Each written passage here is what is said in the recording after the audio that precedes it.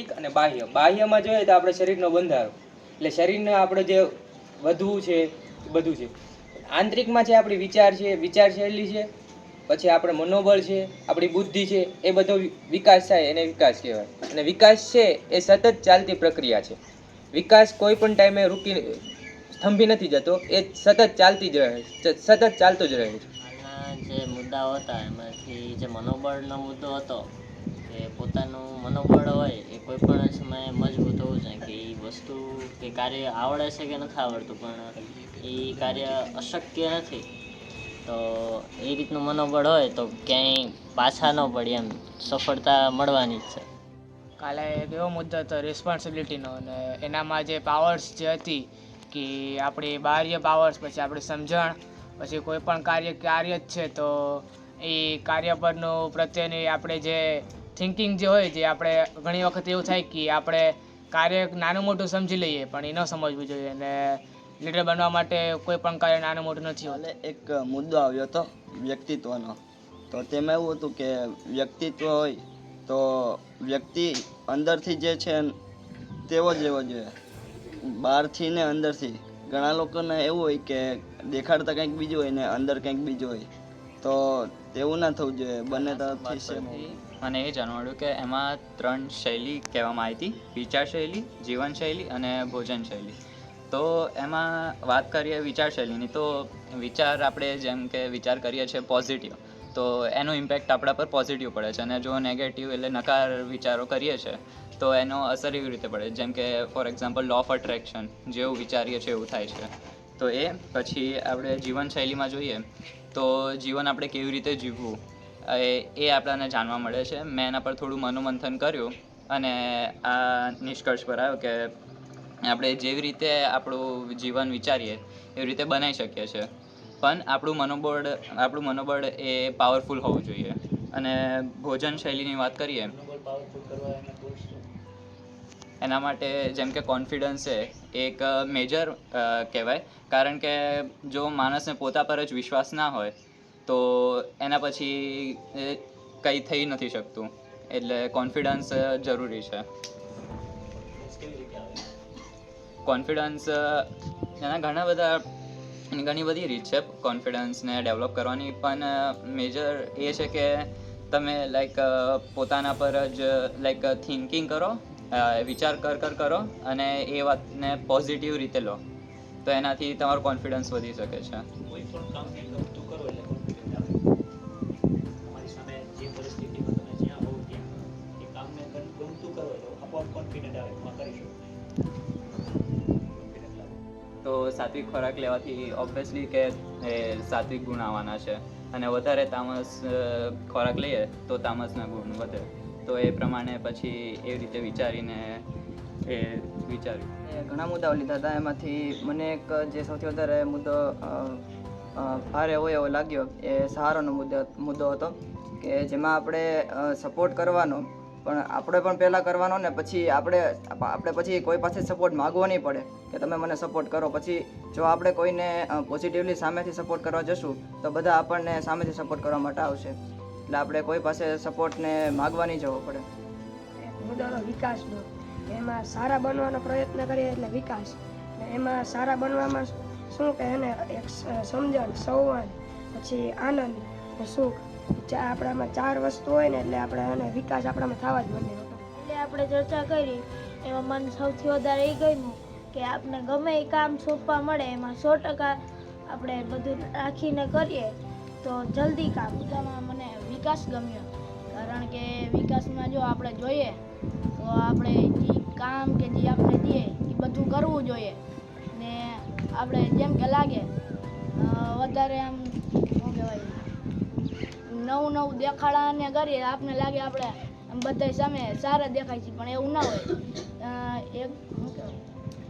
હોય તો વધારે આપણે સુખ ને શાંતિ ને સમજણની ખબર પડે ને ત્યારે આપણા વિકાસ થયો. કાલે એક આપણે એ મુદ્દો ગમ્યો કે કોઈના આધાર વગર કોઈ કામ શક્ય નથી, કેમ કે આપણે જીવીએ છીએ તો હવા, પાણી, ખોરાક એના વગર આપણે જીવી શકતા નથી. કાલે એક મુદ્દો હતો વ્યક્તિત્વ એટલે કે વ્યક્તિ જે છે તે જ.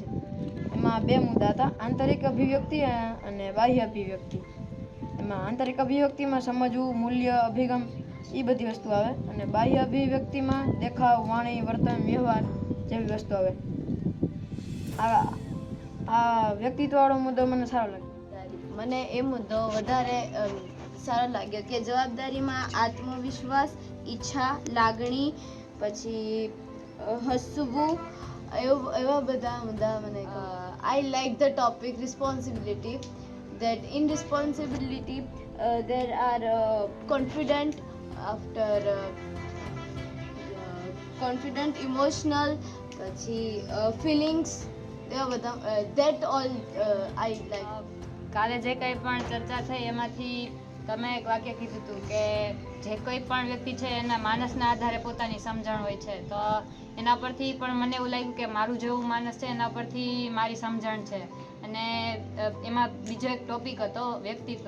તો હું જે કંઈ પણ છું એ મારું વ્યક્તિત્વ છે કે હું સારી દેખાવ છું એ મારો એક નથી કે હું મારું સારી પર્સનાલિટી છે, દેખાવ છે એ મારી સારું વ્યક્તિત્વ નથી, પણ હું અંદરથી સમજણ સાથે કઈ રીતે બધું વર્ક કરું છું એ પછી વિકાસ હતો કે એમાં બાહ્ય વિકાસ તો શરૂ હોય જ છે તેની રીતે, પણ આંતરિક વિકાસ માટે આપણે આપણી જાત સાથે વધારે રહી અને વધારે વિકસવું જોઈએ. અને એમાં આપણી સમજણ શક્તિ છે, આપણે કઈ રીતે બધા ડિસિઝન લઈએ છીએ એના ઉપર આપણો નક્કી થાય છે કે આપણો વિકાસ એટલો છે. અને બીજું એક કહું તો વિકાસમાં તમે હજી એક કીધું હતું કે ગઈકાલે જેવા હતા એના કરતાં આજે વધારે સારા, અને આજે જેવા છીએ એના કરતાં આવતીકાલે વધારે સારા થવું. મને સહારો એ ગમ્યો કે એક ક્ષણ એવી નથી કે છે ને સહારા વગર ન થઈ શકે. કાંઈ પણ કામ કરવું હોય તો એ સહારો તો જોઈએ જ, અને એમાં એ મને ગમ્યું. અને છે ને સહારો કે કોઈને આપણે સહારો આપીએ તો આપણે હે ને કોઈ સહારો આપે ને પછી એમ ટેવ પડતી જાય, પ્રેક્ટિસ પડતી જાય તો આપણને ખબર ન પડે કે હે ને ક્યારે હે ને આપણો સહારો એક સમય આપણું બધું આપોઆપ થાય. કાલે આપણે જે બધા વિષયો ઉપર અભ્યાસ કર્યો એમાં મને એક ગમ્યું તો આપણે જે પ્રવૃત્તિ કરી એમાંથી કે બધાની વિચારધારાઓ અલગ અલગ હોય છે. પછી કોઈ પ્રશ્ન, જેમ કે કોઈ પ્રશ્ન પૂછ્યો તો બધા એના હિસાબથી આપણે જવાબ આપે તો આપણે કોઈનું એમ ઊંધું નહીં સમજી લેવું કે આની કેમ આવી રીતે જવાબ આપ્યો મારો. એટલે બધાની વિચારધારા અને સમજવાની શક્તિઓ અલગ અલગ હોય છે, એટલે આપણે કોઈનું ઊંધું સમજીને આમ ખોટું નહીં લગાડવું. કઈ એક્સરસાઇઝ એના માટે તમે કઈ એક્સરસાઇઝ કરી? આ પહેલી એક્ટિવિટી કઈ શું? ગોળ, પહેલા તો પેજમાં વચ્ચે ગોળ દોડવાનું, પછી એક સેમી રહીને વર્તુળ દોડવાનું, પછી બે સેમીનો લીટો દોરવાનો, પછી જમણી બાજુ જઈ ને ઉપર જમણી બાજુ આડો લીટો કરીને ઉપર પ્લસ કરવાનો. કાલની ચર્ચા ઉપરથી મને ખબર પડી કે હું જે જગ્યાએ છું એ માટે હું સંપૂર્ણપણે સમર્પિત થઈને, જો હું સંપૂર્ણપણે સમર્પિત થઈશ અને એના માટે મને લગાવ હશે તો હું જે હેતુ માટે અહીંયા આવી છું એ સંપૂર્ણપણે સિદ્ધ થશે. સવાયું સિદ્ધ થશે. બીજું એ કે મારી જે કંઈ પણ નબળાઈઓ છે એ હું મારી અંદરની જાગૃતિ પ્રમાણે હું એને દૂર કરવાનો પ્રયત્ન કરીશ તો મારે વ્યક્તિત્વ વિકાસ થાય.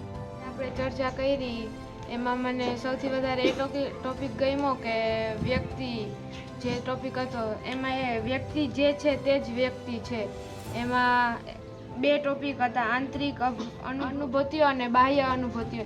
એમાંથી આંતરિક અનુભૂતિઓમાં સમજણ, મૂલ્યો, અભિરુચિ ને અભિગમ, અને બાહ્ય અભિગમમાં દેખાવ, વાણી, વર્તન ને વ્યવહાર. તો અમુક હોય એવા માણસ, અમુક એવા લોકો હોય કે જે બારેથી જે હોય એવા અંદર ના હોય,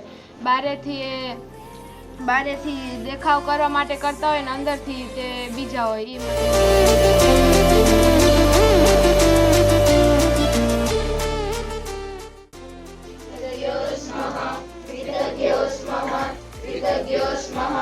અમે આપના આભારી છીએ.